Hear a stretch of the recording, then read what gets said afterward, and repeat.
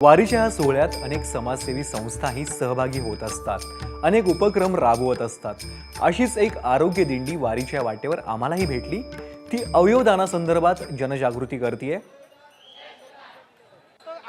या मंडळींशी संवाद साधलाय कीर्तनकार शिवलीला पाटील यांनी। रामकृष्ण।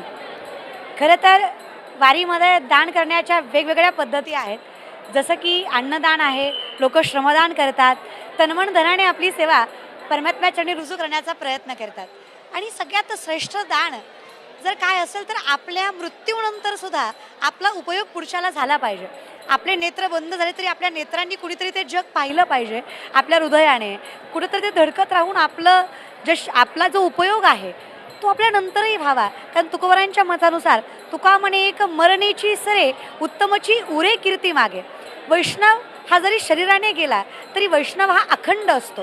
आता हे झालं आध्यात्मिक दृष्टिकोनातून, पण हे जर सायंटिफिकली करायचं असेल, हे जर विज्ञान दृष्टिकोनातून करायचं असेल तर काय करावं लागेल? तर अर्थात ही सगळी मंडळी त्याच्यासाठी अट्टहास करतात। या पनवेल महानगरपालिका वैद्यकीय आरोग्य विभाग यांच्या माध्यमातून ही आरोग्य दिंडी चालू आहे, जी गेली 12 वर्ष अर्थात एक तप यांचं पूर्ण झालं आहे। आणि ते अवयवदानाची माहिती समाजापर्यंत पोहोचवत आहेत आणि दिंडीतल्या बऱ्याच लोकांनी ते अवयवदान केलं आहे सुद्धा। कारण शेवटी कसं असतं, माहिती पोहोचवली गेली पाहिजे। ती एकदा पोहोचवली गेली की माणूस त्याच्यामध्ये परिपूर्ण व्हायला काही मागे पुढे बघत नाही। आपण त्यांचा अनुभव आणि त्याच्या पाठीमागचा हेतू विचारूयात। रामकृष्णारी सर। रामकृष्णारी। मी डॉक्टर कैलास जवादे दोस्त मुंबई या संस्थेचा संस्थापक आहे। पनवेल महानगरपालिका आणि दोस्त मुंबई यांच्या संयुक्त विद्यमानं अवयवदान आणि आरोग्य सेवा दिंडी या नावानं हा उपक्रम चालू केलेला आहे। गेली 12 वर्ष आम्ही हा उपक्रम वारीमध्ये राबवत आहोत। पथनाट्य, भारूड, अभंग, माहितीपत्रकं अशा विविध माध्यमातून वारकऱ्यांसोबत संवाद साधत त्यांना अवयवदानाचं महत्त्व पटवून देण्यासाठी आमची टीम कार्य करते। देहूपासून पंढरपूरपर्यंत हा उपक्रम चालवला जातो। अनेक वारकरी आमची माहिती सांगितल्यानंतर, पथनाट्य बघितल्यानंतर अवयवदानासाठी उत्स्फूर्तपणे तयार होतात।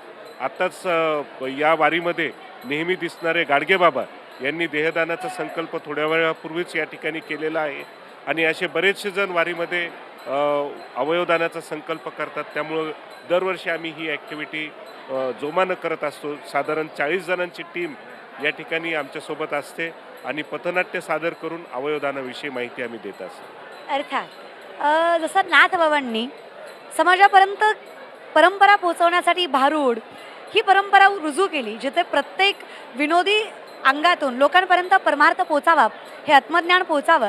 तसंच हे अवयवदानाचं महत्त्व लोकांपर्यंत पोचायसाठी पथनाट्य या सगळ्या गोष्टींचा वापर करत ही सगळी पनवेलकर मंडळी समाजाला एक चांगल्या मार्गावर नेत आहेत आणि त्याच्यामध्ये त्यांचा हातभार आहे।